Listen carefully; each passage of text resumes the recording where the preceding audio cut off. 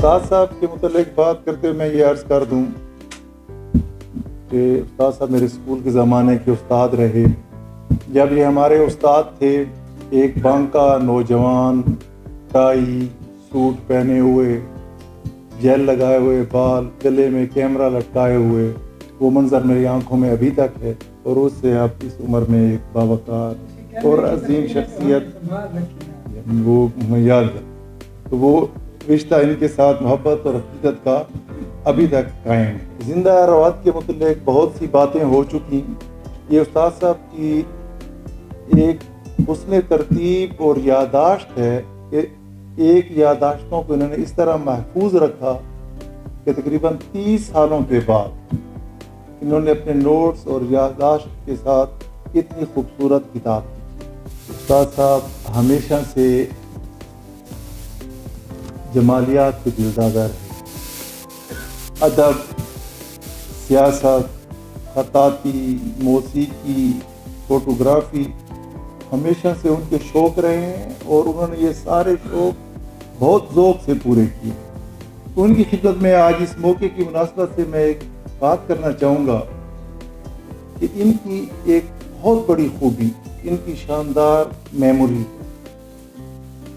بہت سالوں پہلے کی باتیں تاریخ کے ساتھ ان کو یاد ہوتی ہیں. ذوق ہے، ادب سے لگاؤ ہے، شاعری سے لگاؤ ہے، موسیقی سے لگاؤ ہے. یار باشی جو ان میں ہے اس کی وجہ یہ ہے کہ ان کے استاد ریاض انجم صاحب. میں گزارش کروں گا صدر محفل انجینئر امان اللہ خان غزنی خیل صاحب کی خدمت میں وہ اسٹیج پہ آ کے اپنے خیرات سے نوازیں. جناب انجینئر امان اللہ خان. مجھے یہ اعزاز بھی ہے اور میں اپنی اس کو خوش قسمتی بھی سمجھتا ہوں کہ میں ان اساتذہ کرام کا شاگرد رہا ہوں. وہ کہ 2 چیزیں میں استاد صاحب سے نہیں سیکھ سکتا. مجھے میرا بیٹا ایک دن کہہ رہا تھا کہ ابو آپ کا خط بہت خراب ہے، سمجھ نہیں آتی کہ آپ نے کیا لکھا ہے. تو میں نے کہا کہ بالکل آپ ٹھیک کہہ رہے ہیں. اس معاملے میں کہ جہاں پر مجھے ریاض انجم صاحب استاد جیسے استاد ملے تھے اور میں اپنی خط کی اصلاح نہیں کر سکتا، تو یہ بالکل بیٹا آپ کی بات صحیح ہے.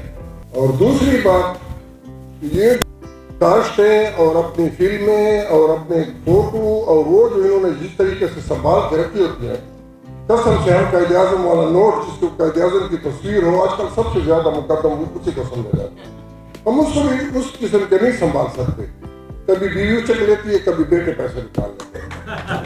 اور انہوں نے 40 سال 45 سال 50 سال میں وہ چیزیں اور وہ یاد رکھی ہیں. اور یہ بھی ان کے کمال ہے کہ ریاض انجم صاحب جو فوٹو کھینچ لیتے تھے 16 کی اور 12 کی اور 23 کی اور 32 کی اس میں پکچرز آتے تھے، تو ہم جب بھی نقاش والے کے پاس لے کر جاتے تھے جب فوٹو تو وہ کہتے تھے یہ کوئی فلم سڑ گئی ہے.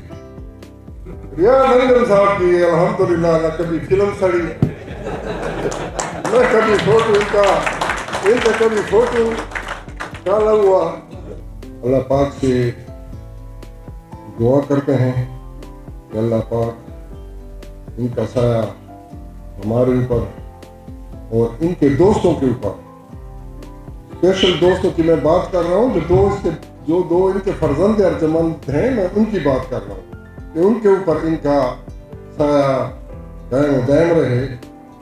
جہاں تک میرا تعلق ہے، میں اس کتاب کو ریاض انجم صاحب کا شاہکار سمجھتا ہوں. میں نے جب اس کتاب کو پڑھنا شروع کیا تو مجھے اس کو پڑھنے پر بہت وقت لگا. اس کی وجہ یہ تھی کہ ریاض انجم صاحب ہمیں ڈیرہ سے ایران کی سرحد تک اور پھر ایران میں گلیوں، بازاروں، شہروں، کوچوں میں ہاتھ پکڑ کر گھماتے رہے اور جگہ جگہ کھڑے ہو کے اس کی تاریخ سے آشنا کرتے. مگر ریاض انجم صاحب کی ایک اور خوبی یہ بھی ہے کہ وہ لکھتے ہوئے ہمیں ان گلی کوچوں میں بھی بھیج دیتے ہیں جہاں وہ خود نہیں گئے.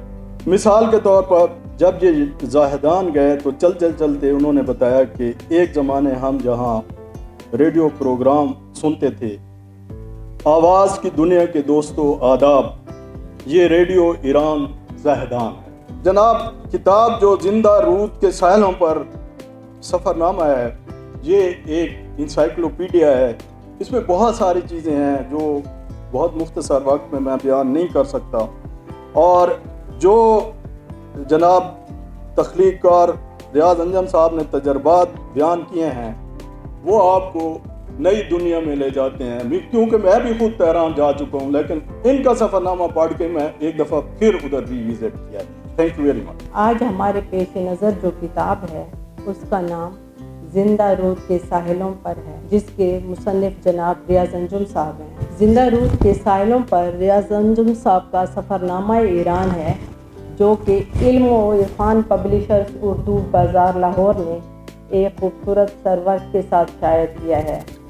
تقریباً 250 صفحات پر مشتمل یہ سفر نامہ رود سندھ کے مسافر کی داستانی جہانگردی ہے کہ جس کا تصوراتی ذہن بچپن ہی سے پرندوں کو اپنے آشیانوں سے نکل کر نامعلوم منزلوں کی جانب محوی پرواز دیکھ کر تصور میں ان کے ہمراہ اندیکھے جزیروں، انجانی وادیوں، سر بفلک پہاڑوں، پھولوں سے مہکتے گلستانوں، ریت اڑاتے صحراؤں اور پرسکون نخلستانوں کی سمت نکل جاتا، اور رات کو اپنے بستر پر لیٹے ہی لیٹے ان کے ہمراہ گویا اپنے گھر لوٹتا. ریاض انجم صاحب کا یہ سفر نامہ مختلف فلیور لے کے آیا ہوا ہے. اسے اب صرف ایک کچھ سفر نامے ایسے بھی ہم نے پڑھے ہیں جس میں صرف سفر کا حال ہو. قاری تخلیقات جو ہے وہ اپنے تجربات بیان کرتا ہے، اسے آپ پڑھتے ہیں. ہاں یہ ہوتا ہے آپ کو بہت معلومات مل جاتی ہیں اس سے. کبھی کبھار ایسا بھی ہوتا ہے کہ آپ اس کی انگلی پکڑ کے اس تخلیقات کے ساتھ ساتھ ان علاقوں میں سفر بھی کرتے ہیں، لیکن بہت کم ہوتا ہے. ان کے قلم میں یہ تاثیر ہے کہ یہ بیک وقت ایک بہترین سفر نامہ بھی ہے، یہ خوبصورت ناول بھی ہے. اس میں جو جزیات نگاری ہیں جو ناول کا خاصہ ہوتی ہیں وہ میں نے ان کے سفر نامے میں محسوس کیا ہے کہ کسی دور میں نے کہیں پڑھا تھا کہ اس پہ جو خوف طاری تھا اس نے اس خوف کو چہرے پر نہیں آنے دیا، لیکن اس کے لباس کی ہر تار کی کپاہٹ بتا رہی تھی کہ وہ سر تباہ خوف میں ڈوبا ہوا ہے.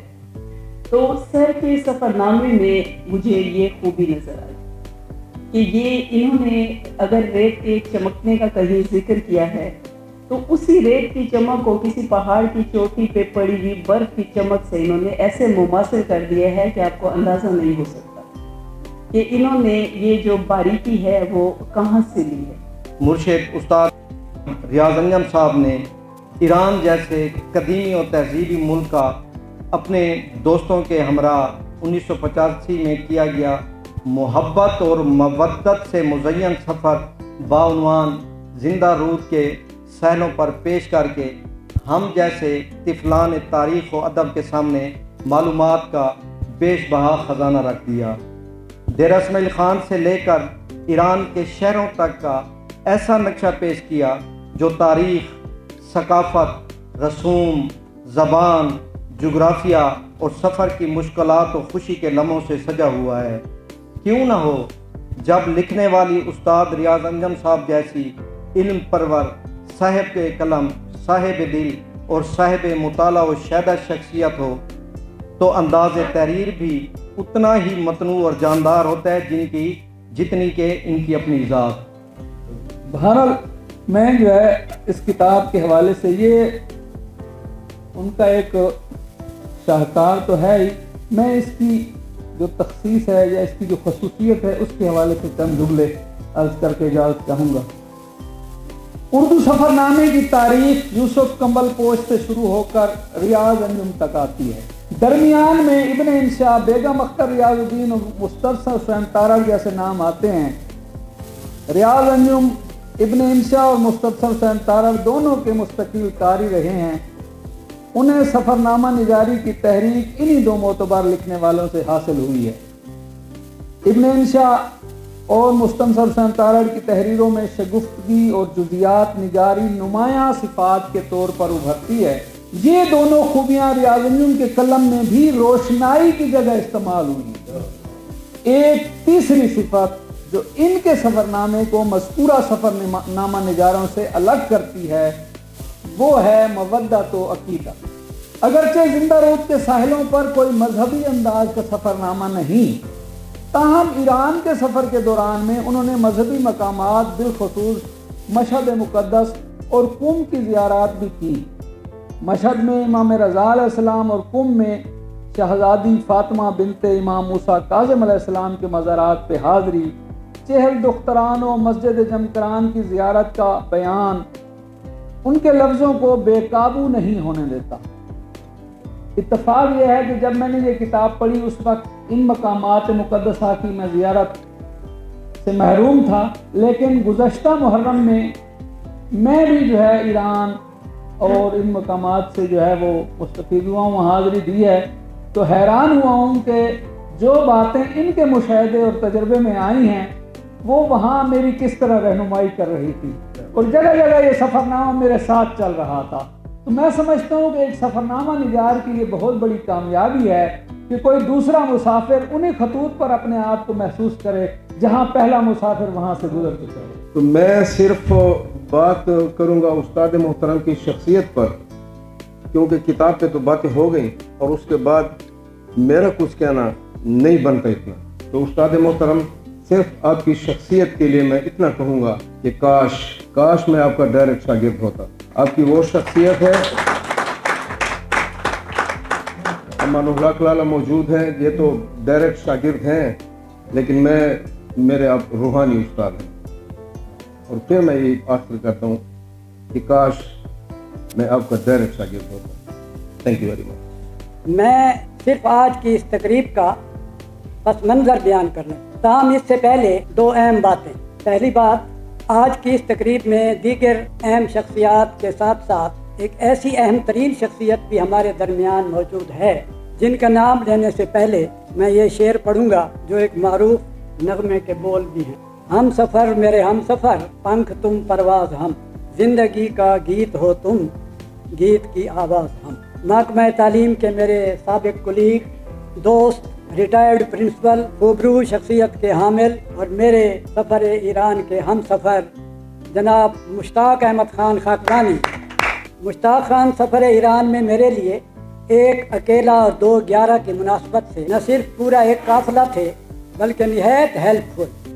جون 2021 میں میرا یہ سفر نامہ کتابی صورت میں چھپا تو آگاہی ہونے پر چند دوست احباب اور کچھ شاگردان عزیز مبارکباد کے لیے بکھر تشریف لائے۔ میں ان کے نام بھی لے لوں۔ پہلے گروپ کے ادبی دوستوں میں شامل تھے گلزار احمد صاحب، تشریف فرما ہیں آپ کے سامنے، وجاہت علی عمرانی اور عرفان مغل صاحب۔ شاگردوں میں سے تھے شوکت منیر صاحب، محمد سلیم آوان، ڈاکٹر شاہد خٹک اور امان الحق خان، جبکہ دوسرے گروپ کے دوستوں میں تھے سعید اختر سیال مرحوم، ان کے ساتھ تھے ان کے فرزند ارجمند رامش علی، جبکہ شاگردان عزیز میں سے تھے طاہر شیرازی اور کاشف رحمان کاشف۔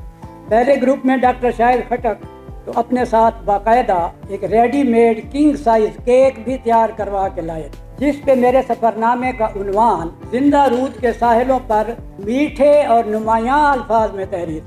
سب دوستوں نے میرے ساتھ مل کر اس کیک کو کاٹا، جس کی ٹیلی ویژن عکس بندی کے لیے جناب عرفان مغل صاحب اور ان کی ٹیم نے ویڈیو کیمروں کو استعمال میں لا کر اس مختصر سی مگر شاندار تقریب پذیرائی کا ابتدائی کام پہلے ہی سے انجام دے دیا تھا۔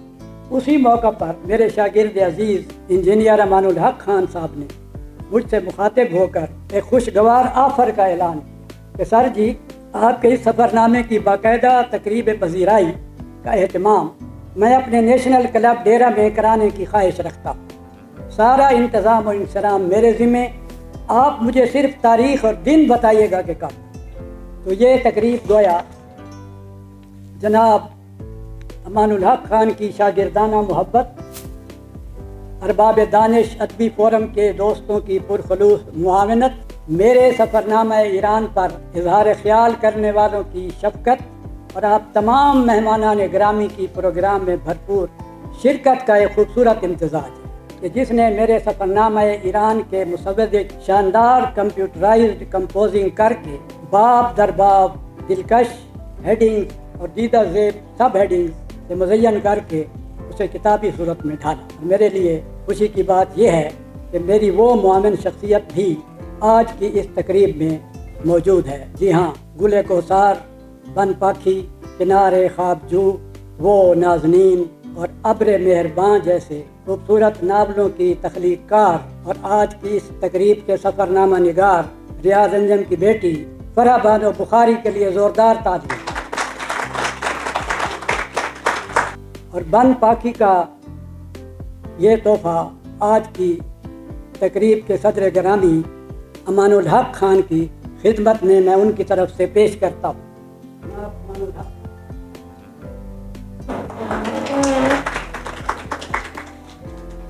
میرا یہ سفرنامہ ایران میرے دوست مشتاق خان اور میرے اس سفر ایران کی روداد ہے جب ہم دونوں 1985 میں سیر و سیاحت کے لیے عازم ایران ہوئے۔